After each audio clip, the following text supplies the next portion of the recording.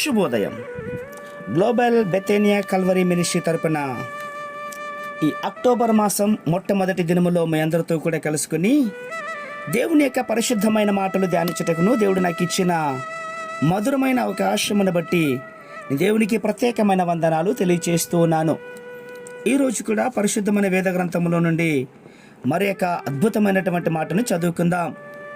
హెబ్రీలకు రాసిన పత్రిక 11వ అధ్యాయము మొట్టమొదటి వచనము నేను చదువుతున్నాను, దయచేసి గమనించమని ప్రభు పేరిట మనవి చేస్తూ ఉన్నాను. హెబ్రీలకు రాసిన పత్రిక 11వ అధ్యాయము మొదటి వచనము. విశ్వాసమనున్నది నిరీక్షింపబడు వాటి యొక్క నిజ స్వరూపమును, అదృశ్యమైనవి ఉన్నవనుటకు రుజువై ఉన్నది. దేవునికి మహిమ కలుగునుగాక. అవును ప్రియులారా, ఒక వ్యక్తి రక్షింపబడాలి అంటే పాప క్షమాపణ పొందుకోవాలి. పాప క్షమాపణ పొందుకోవడం ద్వారా విశ్వాసము అన్నటువంటిది ఆ అనుభవంలోనికి వస్తాడు. అంటే యేసుక్రీస్తు ఉన్నాడని, ఆయన మన పాపముల కొరకు సిలువలో మరణించాడని, తిరిగి పునరుద్ధానుడయ్యానని నమ్మాలి. ఆయన మన రోగములను భరించి మన వ్యసనములను సహించాడని, ఆయన పొందిన దెబ్బల చేత మనకు స్వస్థత ఉన్నదని నమ్మినట్లయితే మనము ఆయన నామములో మన వ్యాధుల నుండి స్వస్థ పొందుకోగలుగుతాం. నమ్ముట నీ వలనైతే నమ్మువానికి సమస్తము సాధ్యమే అనేది దైవవాక్యం. అవును, వ్యాధుల నుండి స్వస్థత పొందుకోవటాని కోసమై రక్షింపబడుటకు విశ్వాసము చాలా అవసరం ప్రియులారా. అంతేకాదు, మనము రక్షింపబడిన తరువాత విశ్వాసములో అభివృద్ధి చెందుకోవాలి. విశ్వాసము లేకుండా దేవునికి ఇష్టడయ్యుండుట అసాధ్యము.